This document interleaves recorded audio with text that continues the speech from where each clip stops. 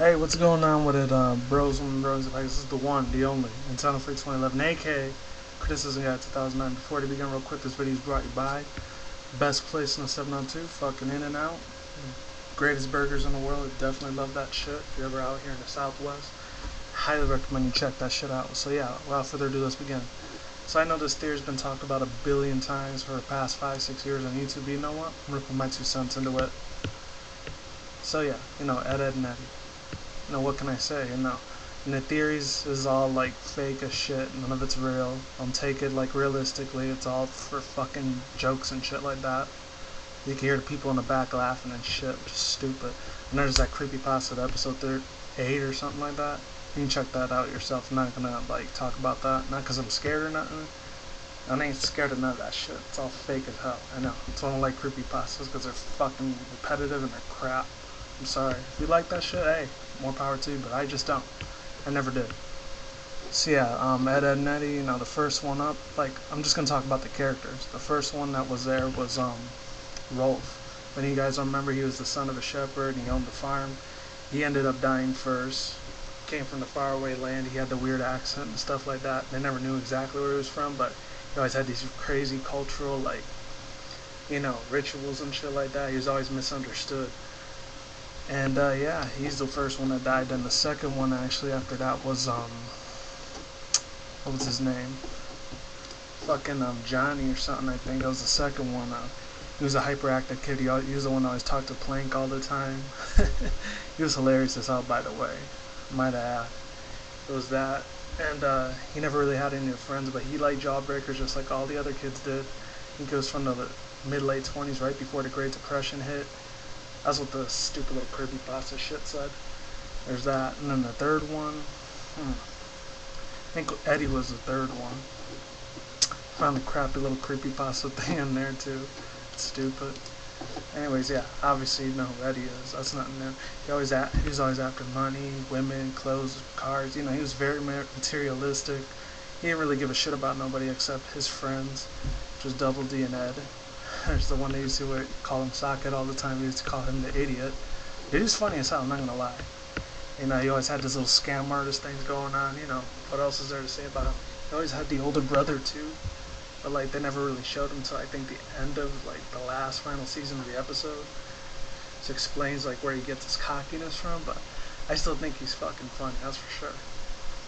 Who else? After him was I think it was Sarah and Ed. They came from the same parents, obviously. That's nothing new there. So yeah, they were from the 1940s during World War II when everything was all hell's breaking loose, and Ed was always into his little like zombie alien spaceship like action like comic books and stuff like that.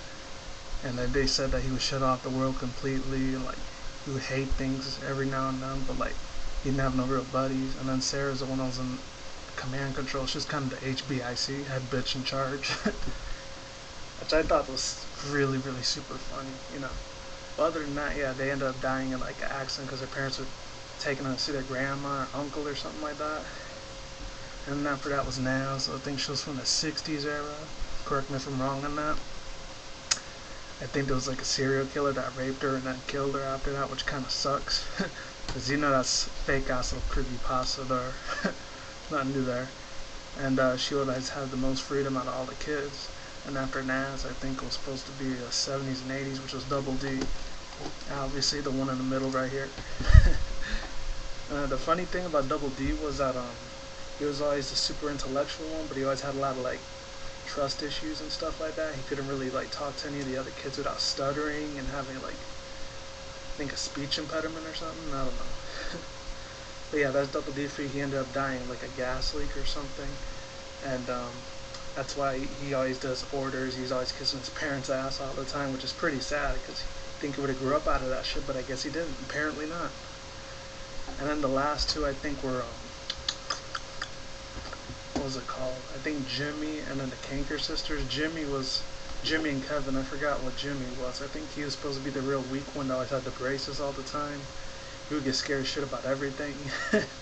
Shit would just hit the fan with them. Let's just put it at that. And he had leukemia, I think. And then Kevin, he had an abusive father and stuff like that. He always beat the crap out of him.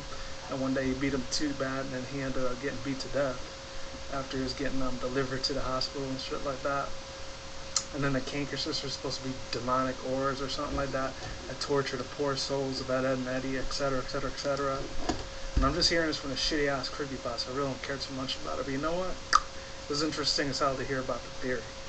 And for some reason they always target the Edds the most because they're the most vulnerable targets, and everyone else is too hard to like trick into being in love with them. So they're kind of like sirens, not the killing floor ones, but I'm talking about the ones like in the mythical Greek, god type of scenarios, back in those days, way back, like 100,000 years ago, when that shit was possibly real and not just a little fantasy World of Warcraft shit, So yeah, I know this was like a short video, wasn't over 10 minutes, but that's all I got for now. I might be doing another video later on, so like I always say, like, comment, subscribe, and peace out, bros. When I rise of Hexus, I will see you when I see you. You guys have a good day, have a good night, wherever you're at around the world.